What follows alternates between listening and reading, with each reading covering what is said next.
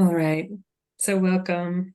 This is a chapel service for CCWH, the Community Chapel for Holistic Healing, and I'm Reverend Kelly Wilk. So CCWH is a non-denominational spiritual fellowship.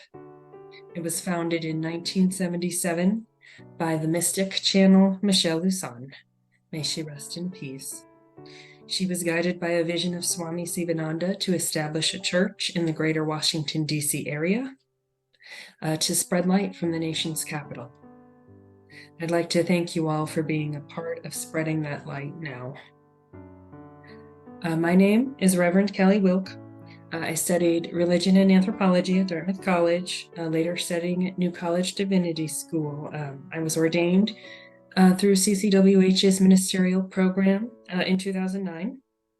After suffering a chronic illness, I felt like the light and fellowship I found at CCWH helped to guide me on my own healing journey. So let us begin tonight's service with an opening prayer.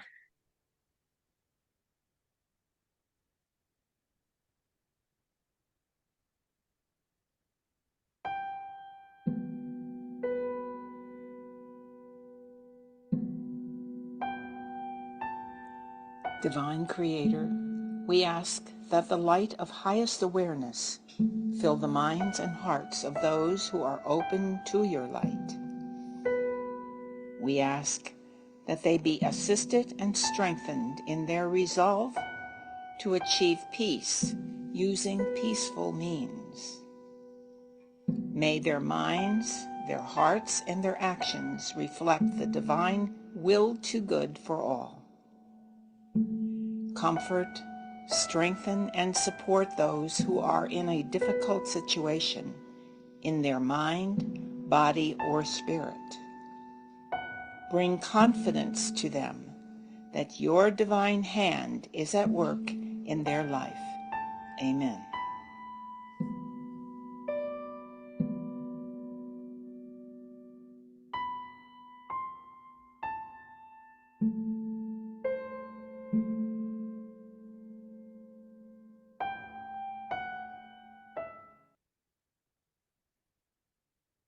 Amen. And we'll continue on with these CCWH affirmations. These were also channeled by our founder, Michelle Lusan. We'll begin with the faith affirmation. I believe in the spiritual existence of myself as a perfect image of the divine creator. In this reflection that is my physical embodiment, I have faith in the supreme guidance of my soul for my balance, my needs, and my opportunities. Outside of myself, there are also perfect images, and nothing can delude my thinking otherwise. The hope affirmation. Acknowledging my faith in the omnipresence of my divinity, I hope for realization, awareness, and acknowledgement of the existence of the great I am within myself. And the charity affirmation. In understanding faith, in knowing hope, I pledge my actions, my desires, and my thoughts to the performances of myself on the physical planes of the earth, to honor, to love, and to enlighten all that is a reflection of the divine outside myself, so that my perfection is imaged back to my Creator. So help me God.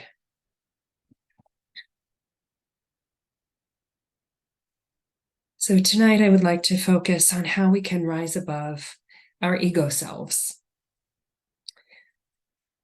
So ego is commonly defined as a person's sense of self-esteem or self-importance.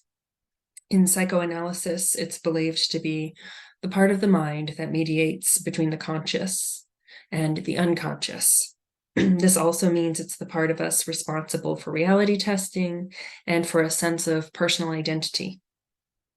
Now, these are certainly interesting definitions, and I would like to combine them a bit for the purposes of our talk tonight. So using these definitions, the ego sounds very useful, and indeed it is. If it's linked to our self-esteem, there's no wonder that we cling to it. And of course, our culture puts a great deal of emphasis on how much we achieve, and our level of material success. Our culture also puts a great deal of emphasis on how we promote our own self-image, and how by doing this we can then stand out. Therefore, we showcase our independence and our individuality. And this is a cultural construct, though, and it's linked very strongly to our capitalistic, materialistic society. I'd like to delve a bit more into ego now. So egos and acting from the ego does allow us to highlight our talents and our ambitions, and this can lead to material success, especially in the business world. And that certainly seems like a good thing, and at times it is. But it can be taken too far, leading to competition, comparisons, judgment, perhaps even destructive behaviors. We cannot act from the ego all the time, or we end up constantly struggling, forever comparing ourselves to others, and either finding ourselves wanting and feeling terrible, or finding ourselves superior and looking down on others. So you can go ahead and see for yourselves. If you just take a moment, maybe remember a time when you found yourself comparing your own self to others. Perhaps at an in-person event, perhaps on social media.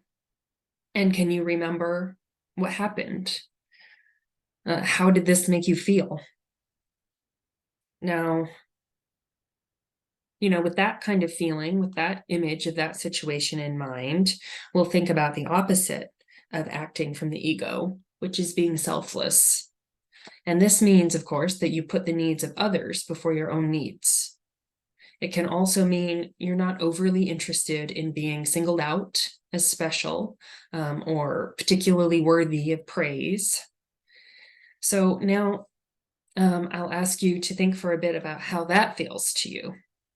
It might help if, again, you can imagine a time when you were putting another's needs before your own. So maybe you're a caregiver. Maybe you're a parent. Perhaps you work and you contribute portions of your income to a group, including more than yourself, like a family. Maybe you take it a step further. You go out, you donate your time, or maybe your goods or money to a good cause. Now, this is a phenomenal way to boost your own light, and it puts you more in alignment with your higher self. And that, of course, is very different from your ego self. Your higher self wants you to regularly work from a place of generosity, a place of empathy, a place of the highest and greatest good. To be connected to this energy, you need to be doing good, selfless works. And I know you all do that. But how can we bring more higher self energy into our everyday lives, especially when our culture is often encouraging selfishness? Now, one very helpful thing is to be able to recognize selfishness, to be cognizant of it when you see it. Frankly, this alone is tremendously helpful. I mean, once you recognize how many selfish, ego-driven actions are going on, perpetrated by yourself or perhaps others, then you won't be buying into them as much. So let's say, you run into an ego-driven moment, maybe at work, someone else is trying to take credit for your work. And you're aware that this is an ego-based and ego-driven thing. Naturally, you want to respond in an ego-driven way yourself, to kind of be in that same energy. Maybe your workplace even kind of encourages that. But what happens if you don't? If you view it as though from a distance, if you view the situation as though it's a movie screen apart from yourself, you bless yourself, you bless the situation with higher light, and you let it go. we can go ahead, we can try it ourselves. We can try it now in our mind's eye. Picture a situation. It could be at work or in many other scenarios where you run into something and you know that this is definitely not a higher self thing, right? This is an ego-driven thing that's coming up. So you can picture any sort of situation that comes to your mind and try to see it playing out. Try to see it from the perspective that you're setting yourself apart a little bit. You're just becoming the observer, as though perhaps the scene is a screen or a play or something somehow removed from yourself. And then as the situation continues, you don't fall in to that ego-driven energy. Instead, bless yourself, then bless the situation. And you can let go and let God, as the saying goes. Now, I believe if you play this out, you'll get higher energy moving into that situation, elevating it for the highest and greatest good of all involved. And I would actually recommend using those particular words, the highest and greatest good for all involved, in your thoughts, in your prayers, in your affirmations and declarations regularly. And that way you are inviting the light in. You're inviting the light in to work through you, to work in you, to surround you.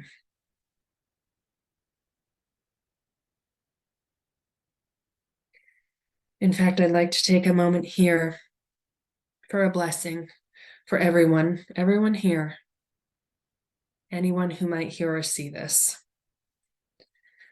For the highest and greatest good of myself and all others seeing and hearing this, I thank you.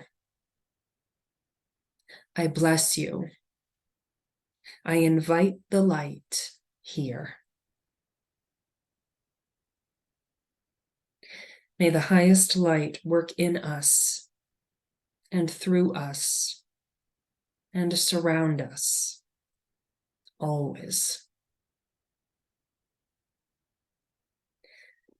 So we can just take a minute and really soak up the light. We feel it beaming down on us, aligning us with the highest good, just bathing us in strength and in peace. We can go ahead, we can connect to this light energy, to the higher energy, anytime. I'm sure many of you have your own ways of doing this. But for myself, I'm kind of feeling the connection cord, and there's like a feeling of openness in the top of my head, your crown chakra, the crown of your head. It almost feels as though that area becomes open, as though it's a cap you can take off. And it feels as though there's a part of you stretching upwards, as high as it will go. And it's stretching up until it connects to the highest light it can find. And you feel this engagement, this flow between yourself and the light energy. Now, I know different people may have different sensations. Some people describe feelings that are more like warmth or tingling. Some people are getting guidance in sort of a vocal way. So there are different experiences, of course, for each of us. But I would say it really is common to feel some sort of sensation on the top of your head, to feel some sort of movement of energy in some way. And of course, you're going to begin feeling a lightness to your being, an uplifting, loving, supportive sort of energy. And that's the light, and you can connect to it always. Now, some of the things I was talking about before some of the ways to deal with the ego have similar practices in a number of spiritual traditions from a variety of religions, including Buddhism, for one. So if you are watching a situation in a detached sort of way, that's like the Buddhist practice of mindfulness. So for example, if you're just breathing normally, you're paying attention to your breath, you bring your awareness to the process of breathing. You do this in a gentle way, right? There's no need for any laser sharp focus here. But you have this open attitude, as though you feel curious, you want to make friends with your own self. And that's what we're doing. We're being gentle with ourselves. We're staying curious so that we can keep the energy flow going. We're being kind and friendly towards ourselves, towards our own bodies, minds, and spirits, towards our own bodily processes, including breathing. We're allowing thoughts to come up. But here you can choose not to judge, not to engage these thoughts. You can just be in the position of a friendly listener. Now, this also reminds me of another Buddhist practice and belief, and that is emptiness. So this is a state where you're not obsessed with and driven by your own physical, mental, emotional, financial desires. You are sitting with not having, right? You're sitting with emptiness. So from this practice, I would like to veer off a little bit from Buddhism and to say that from here, from that state, you can be content to be filled not with your own desires, but instead to be filled with light, with grace, with peace. And anytime you feel plagued by the plethora of desires out there, you can instead try to picture filling up with peace and light. So if you do find yourself, and we all do, overwhelmed with ego desires, you do have multiple options out there, right? You can choose to stay in a state of observing, where you're in a bit of a detached place and you're just watching. You're just watching in an open and curious way, right? Without a lot of judgment happening, perhaps no judgment ideally. You can also come at it from you're just sitting with the emptiness. You're just leaning into that feeling a little bit. You're being all right with that, being at peace with that. Another good option, if you kind of are feeling overwhelmed by your ego, is to fall into an attitude of gratitude, because that is in some ways the antithesis to these ego-driven desires. You can make a list if need be. It can be a mental list, it can be a physical list of all that you are grateful for in your own life. Now, sometimes if you're in a very ego-driven place, it can be hard to think of anything to be grateful for. But if you take a moment, you can really start small, you know. You can start with basic things like being alive. If you have any shelter, if you have enough food, you can just kind of take it from that level and keep working up. And soon, I think you'll become aware of many things you can be grateful for you can have gratitude for, even if you're in a very difficult or very trying position and your ego is trying to take over. And another way to combat the ego is to try filling yourself with light. If you choose, not to really sit in that observer seat entirely, or not to really stay just with the emptiness, you can invite the light in. The light can change all things to the good. You can go ahead and work with the light, be in flow with it.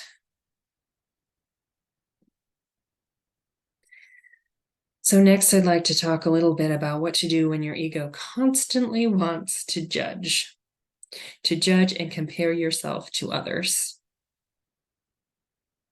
We find ourselves constantly pushed to judge ourselves, to judge others, to judge our possessions, our achievements. The list goes on and on. But by extending more mindfulness, more acceptance, we garner peace. When we feel pushed to judge, either seeing ourselves as better off or worse off than another, we can instead tune into the only opinion that really matters, the opinion of the light. And the light will let you access true self-love. Instead of comparing or pitying or one-upmanship, we focus on the light and the light's opinion of us. And the light is love. It's pervasive. It's gentle. It's all-encompassing love that can fill us up much more fully than desires or comparisons or jealousy.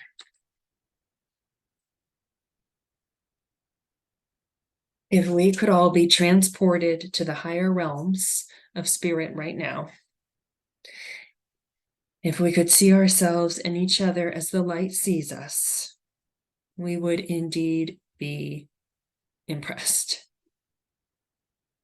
The light is aware of our light, every shade and sparkle of ourselves.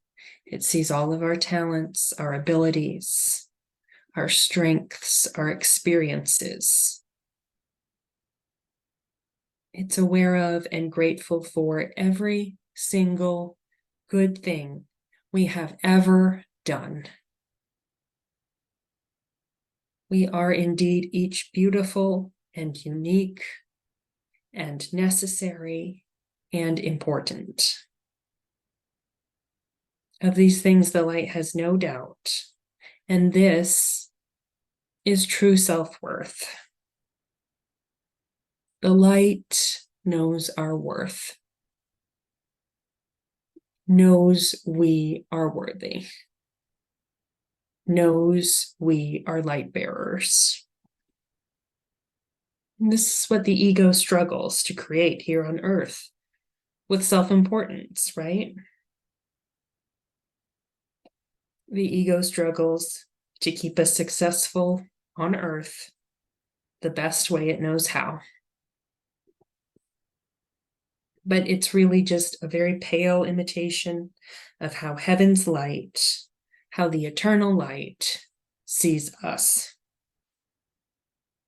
And if we want to go ahead and bring heaven to earth, to anchor our light here in this realm, we must access the light and see as the light sees, always.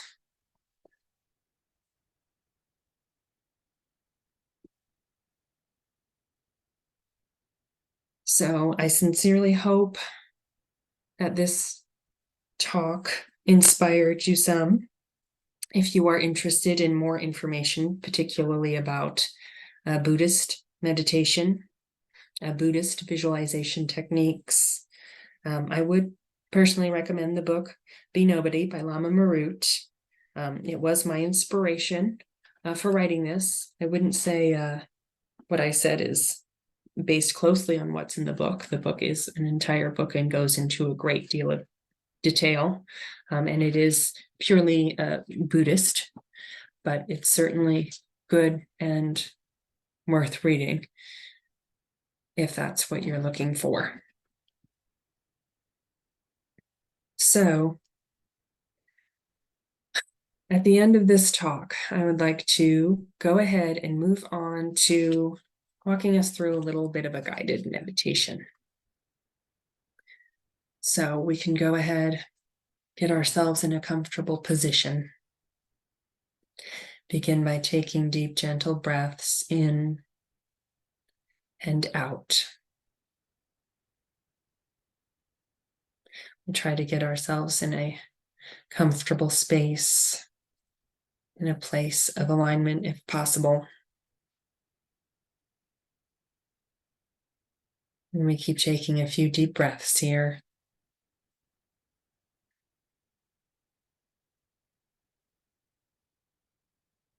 As we find ourselves moving to a place of peace and calm. Taking these deep breaths, we bring our awareness to the soles of our feet and their point of connection to the ground. They feel as though there is a cord extending down through our feet, keeping us firmly on the earth.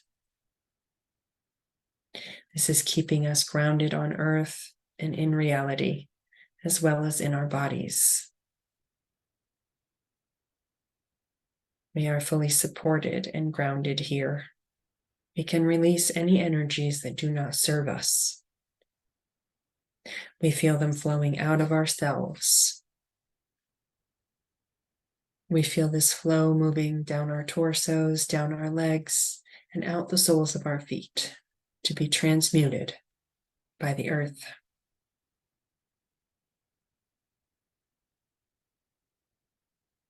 This may take a moment.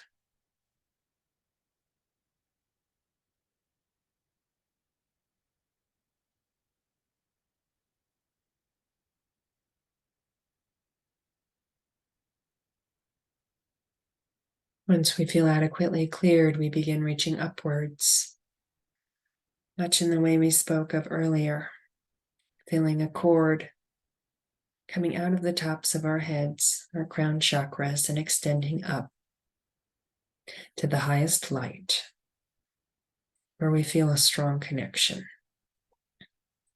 We are safe and protected in that light's energy, now and always. It is with us now and always accessible to us.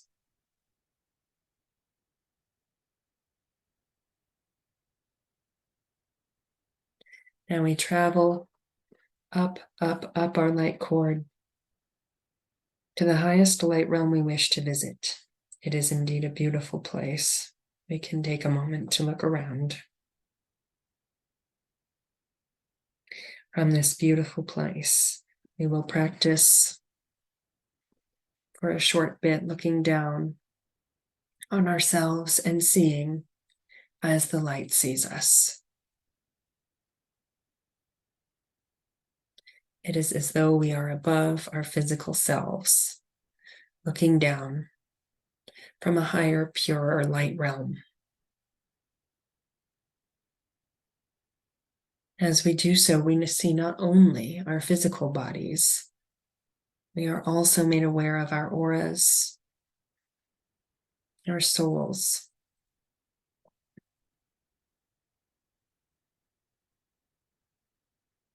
We see we are made up of a tremendous amount of light.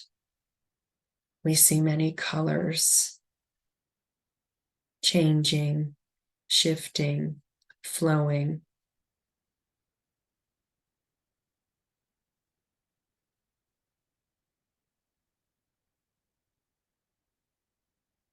We see our energy, and it is vast. It is beautiful. an energy like unto which stars are made of. It is bright. It is ever moving and evolving.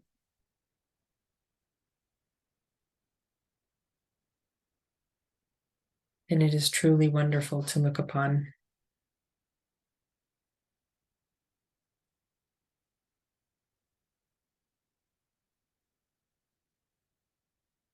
We are aware too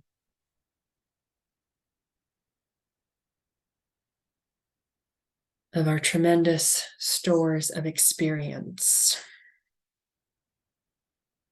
It is as though there are volumes and volumes and volumes of scrolls and books with us always, pertaining to our experiences in this life, in past lives, in lives in alternate universes and realities. It is a great wealth of knowledge and experience.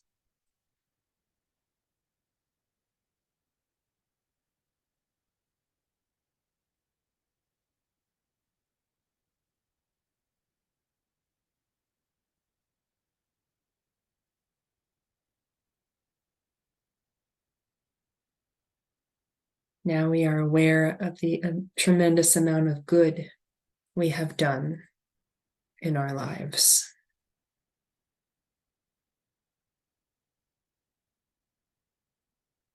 We take a moment to see all this good. It may show itself differently to different people. It may look like points of light or many candle flames. We might get flashes of instances where good was done, where people were smiling, hearts were being touched. We may see it in some other way. But our awareness of the great deal of good we have done is coming to the forefront of our minds now.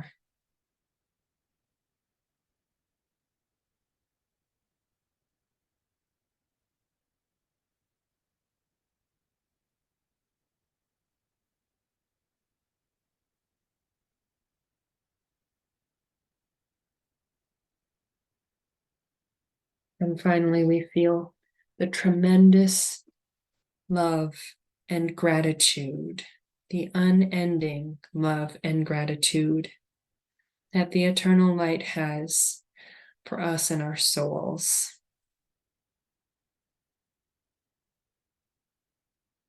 We take some time to just let that light,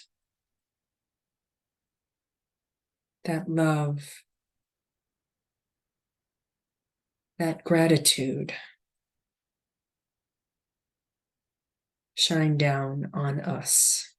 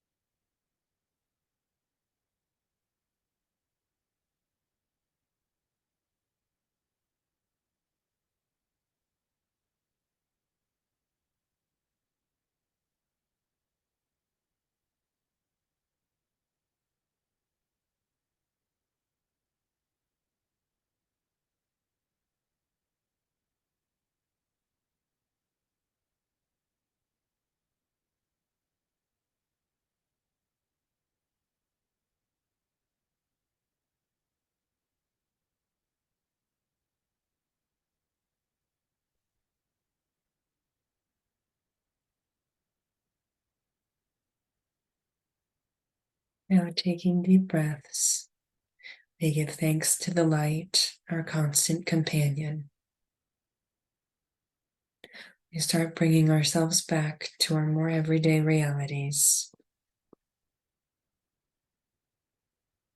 And I'd like to thank all of you for taking this journey with me and being present.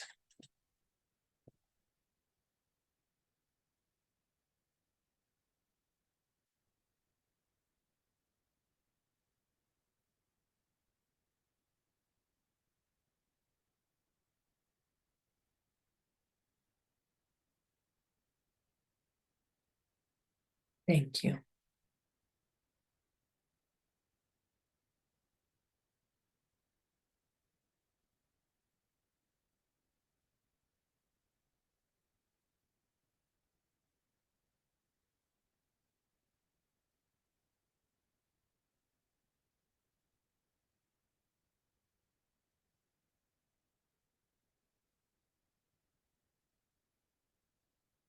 So CCWH is a non-denominational organization run by volunteers. And if you would like to get involved, please email info@ccwh.com. That's info@ccwh.com. And if you feel moved to make a donation, great or small, we would greatly appreciate it, so we can continue our services. If you visit ccwh.com and click on make a donation, you can make a tax-deductible donation. So thank you again for being here. We're going to end the service with the song Let There Be Peace on Earth, with CCWH's own special twist on the lyrics here.